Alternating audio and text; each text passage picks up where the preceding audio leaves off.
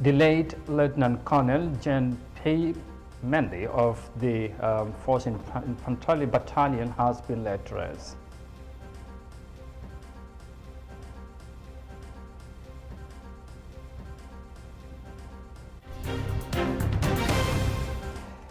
Tunisian president raises concern over the prevalent water scarcity in his country. And the KMC has held an emergency meeting over the attempted forceful restoration of the suspended CEO. Well, these and more coming your way in News Desk.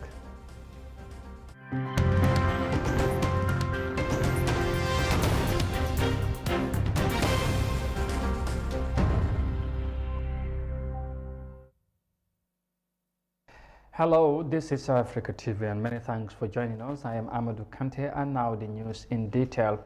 And we begin on a sad note, because the late commander of the 1 Infantry Battalion of the Gambian Forces, Lieutenant Colonel PIERRE MENDY, has been laid to rest on Monday at the Old Joshua Cemetery.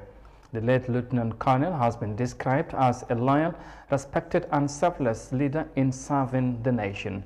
Mariama Cham has more details of that in this report.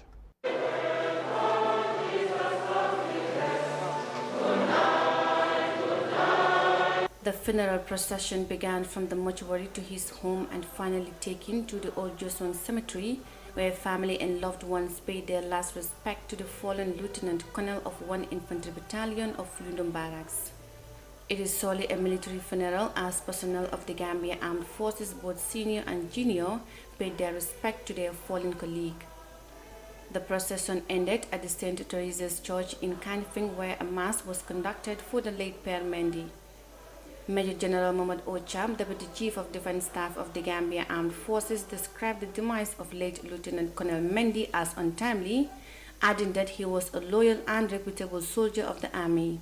Well, this is a very untimely death, and I'm sure, we would have loved to have him continue serving for this, period of our reforms. Lieutenant Colonel PIERRE MENDY was a very dedicated officer, a very patriotic officer, a very hard-working officer who gives his best to whatever you task him to do. He was a trusted colleague who is always, on top of his job. He doesn't wait to be told what to do. He was a very mature officer whom we definitely are sadly mourning today and whom we will miss in our future works.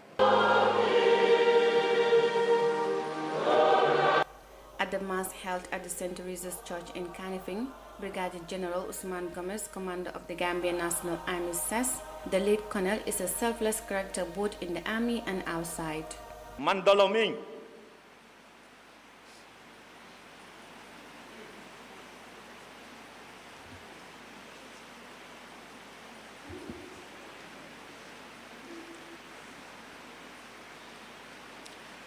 Lastly, Mandoloming, as we are fondly called, that is a Mandinka sentence, meaning I don't drink alcohol. The song that you brought to the Gambia Armed Forces.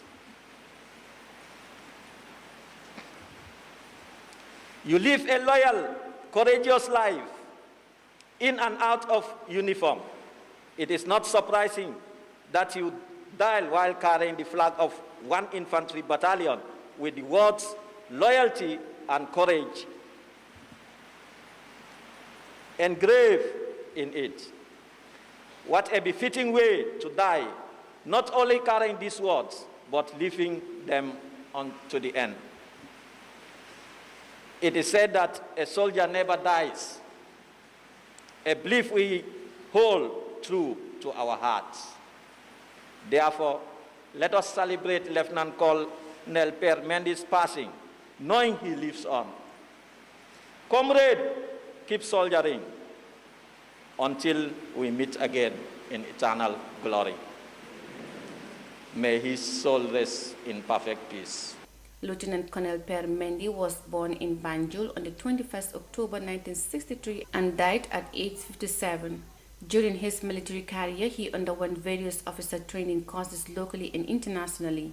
These courses included cadet officer course at the Army Training School in Fajara and officer courses in Turkey, Pakistan, and Nigeria, respectively. The late Pierre spent the cream of his life in the army, and during his career, he held various command positions, among them bodyguard to former President Jawara, principal protecting officer of the head of the former military junta Yaya Jammeh, head of the military police, Commander Guards Battalion based at Fajara, and until his demise, he was the commander of the 1st Infantry Battalion in Yundum.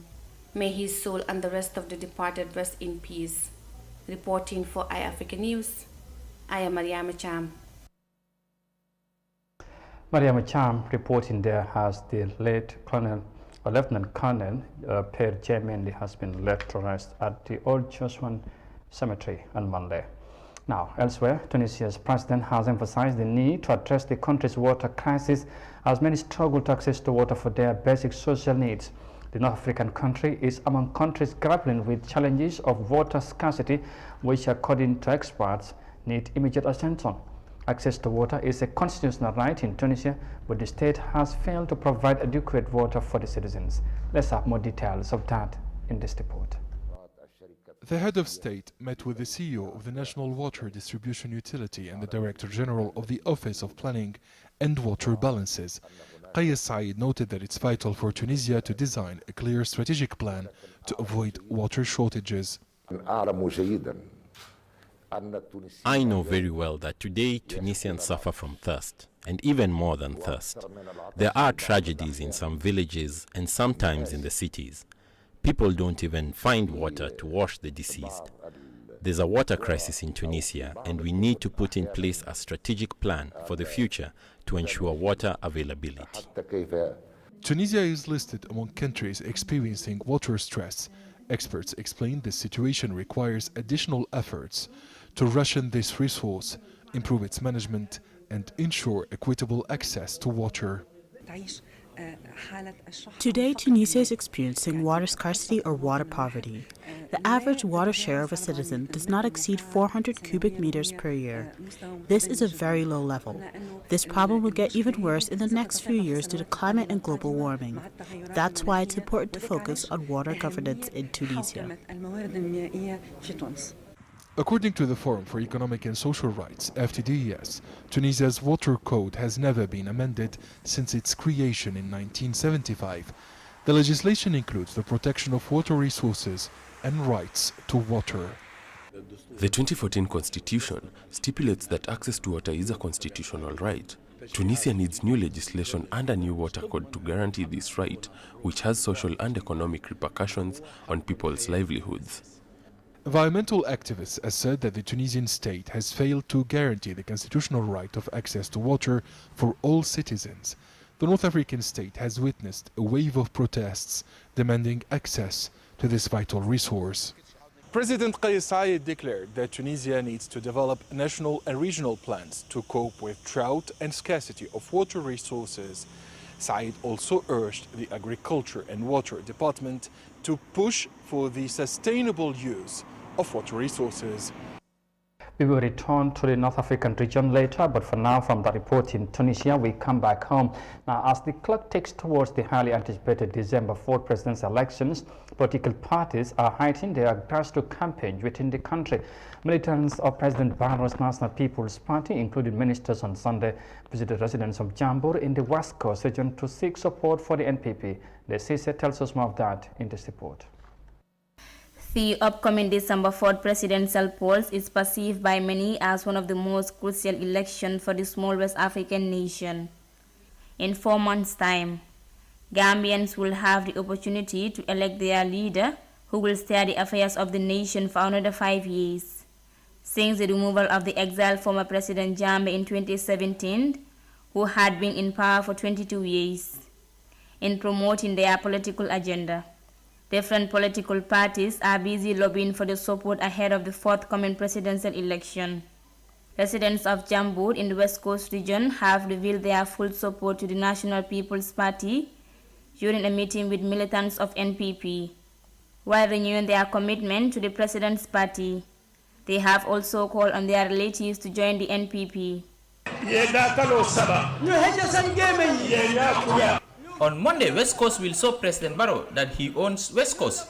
People who are saying that Lamin Jatta is nothing, it's now clear to them that Lamin is something. By the grace of Allah, residents of Jambur, on behalf of Keba Madi Bojang, Momodu Bojang, Ibrahima, Dembo by force, the president will hold a meeting here if he starts his store. The people of Jambur, I urge you all to call your relatives who are in other parties to come and join the NPP. Despite the growing concern of the lack of efficiency in the current government, the Minister of Agriculture, Ami Fabre, believes that President Barrow is developing the Gambia. His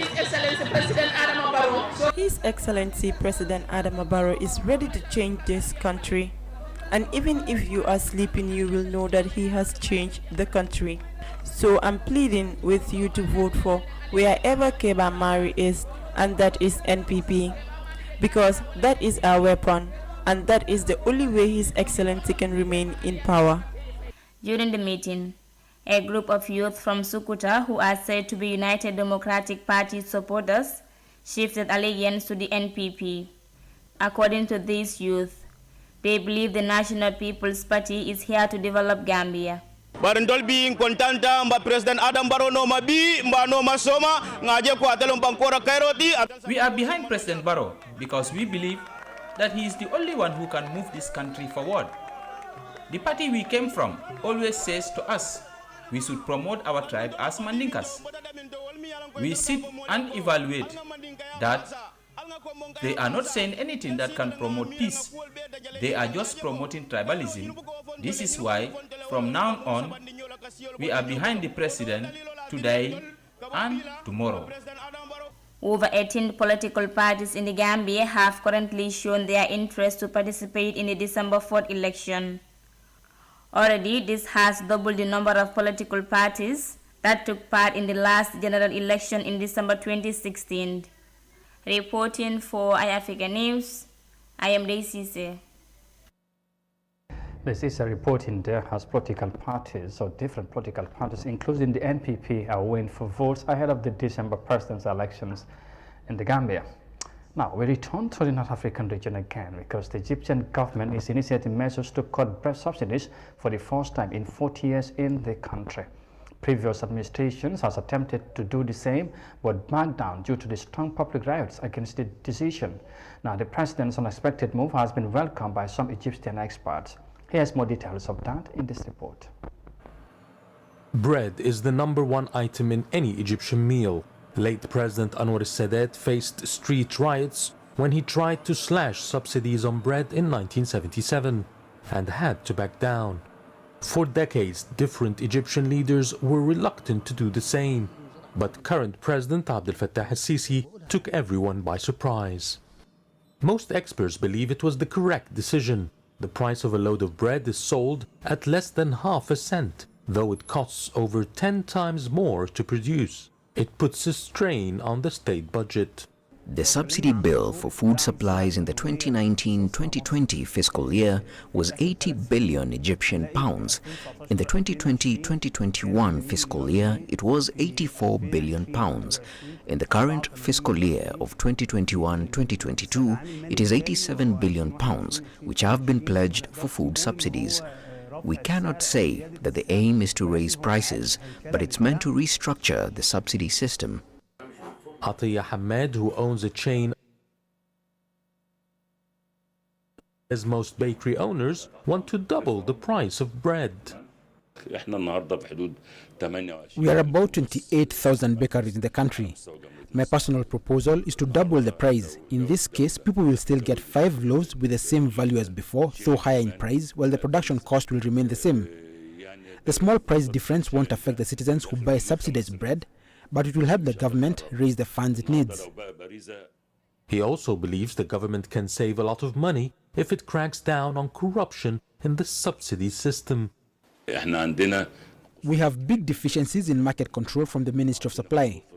There must be an independent monitoring organization to supervise the production and supply of subsidized bread. It will balance the market, ensure the subsidized ingredients are used for producing subsidized bread and not sold in the free market, and also that the subsidized bread is delivered to its rightful owners, the poor people. Nearly 65 million people out of the 100 million population receive subsidized bread on monthly ration cards. To calm their fears, The president said the subsidy cuts won't be significant and will help gather $500 million annually for social services. The price of bread has been fixed for more than 35 years, which is not a fair value. The reduction in subsidies is not meant to increase prices, but the goal is to redirect the money for nutrition programs to provide healthy, high-quality meals to students. The decision conforms with the government's policy of slashing subsidies on energy, as well as to free up funds in the state budget for economic and social development. And from that report there from the North African country of Egypt, we would now take a break and come back shortly with the remaining of the story. Status. We'll be right back. The locations, the design, the materials used, all the way down to the latest details, are few of many things that we focused on when we envisioned the airport residency. As proud innovators of community estates, the airport residency in Old Yundum, a project by Swami India International, offers unique gated community with 3- and 4-bedroom villas and duplexes. Just 5 minutes away from the Banjul International Airport. Luxury, convenience, and accessibility are some of the reasons you should consider this great housing opportunity. With a clubhouse, a playground, access roads, and parking facilities available for your dream home, or a valuable investment, you will find all you need at Airport Residency here in Old Yundum.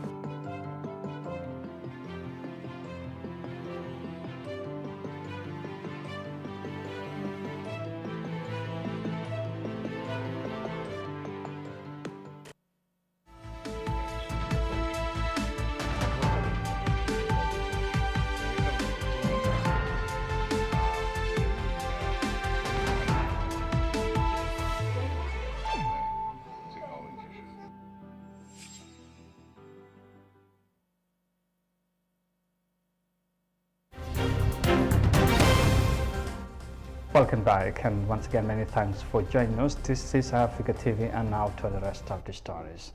Now, the police intervention unit on Monday stormed the Kanifing municipality premises for forceful reinstatement of the CEO, Senator Martin Sonko, who has been accused of corruption in the financial dealings of the council.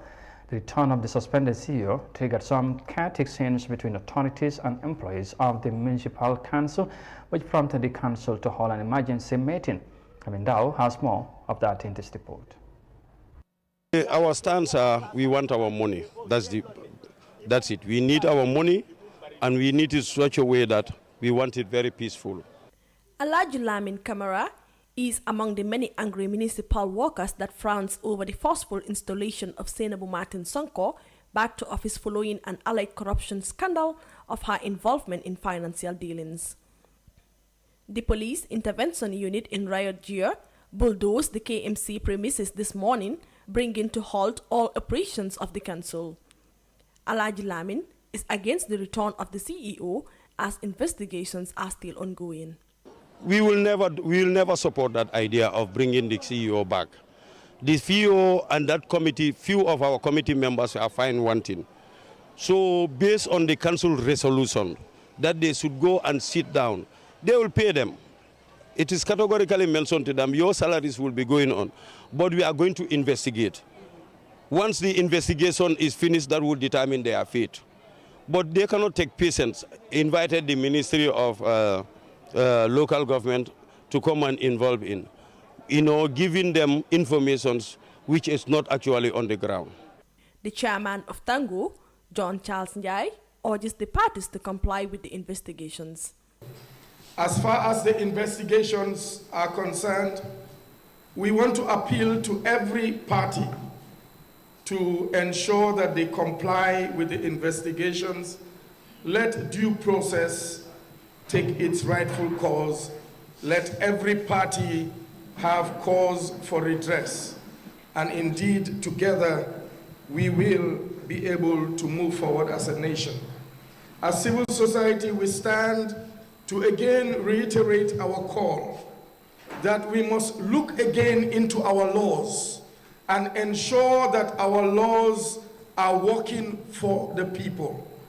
The KMC Mayor, Talib Ahmed Bensouda, however, reads the response the council sent to the Ministry of Local Governments and Land. In this regard, please be assured that Council's maximum cooperation and support in this undertaking will be given. We look forward to welcoming the team and pray for a proper, meaningful inspection for the good of residents of the Kanifing municipality. Yours faithfully, Kajali Jane, for Lord Mayor. Since the revelation of the alleged corruption at the Kanifing municipality, members of the Welfare Association disclosed that their members involved in the scandal have resigned from the welfare and therefore have no mandate to represent the association at any given time. However, the council announced at a press conference over the weekend that it has recovered $2.4 million from the alleged fraudulent financial transaction. Amendao for iAfrica News. The twists and turns continues on the KMC financial scandal, and we keep you posted as things unfold. Finally, in this news edition to Kenya Next, where the Kenyan government is collaborating with the United Nations Food and Agriculture Organization, are initiating measures to support local farmers who are faced with serious water shortages. The situation has left farmers and their animals in a critical state thanks to the worsening drought season in the area. Here's more details of that in this report. Nasawa Lomgoi is a pastoralist from Kenya's Isiolo County. Worsening drought conditions have meant she has to travel farther to fetch water.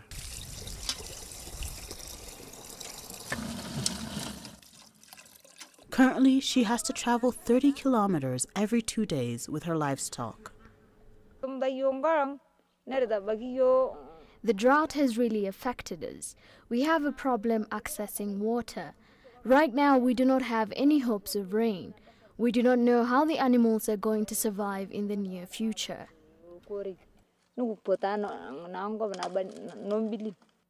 The government, in partnership with the Food and Agricultural Organization, is looking to tackle the issue. The Ministry of Devolution is set to sign the Anticipatory Action and Response Plan for pastoral and agro-pastoral communities. 8 Kenyan counties are set to benefit from this initiative. So far, the government, together with FAO, are providing the support in terms of some cash transfers. We are also working on some of the intervention through vaccinations and deworming activities to protect the livelihoods of the individuals in the communities. This comes as Ambrose Negatich says the extent of this year's drought conditions have been exceptional. Kenya's National Drought Management Authority estimates drought conditions in 10 counties could worsen from August to December. A very, of course, touching report there from some part of Kenya as the government and, of course, the FAO, the United Nations Food and Agriculture Organization, are working together to help local farmers and their animals to access to water. And from that report, we eventually bring this news edition to an end. But for more details on this and other stories, as always, as ever, you can visit on our website, unafrica.tv. There'll be more news again at 17:30 GMT, that's 5:30 local time. You can join us then if you can. But for now, many thanks for the pleasure of your company. Thanks for watching. Stay safe and bye for now.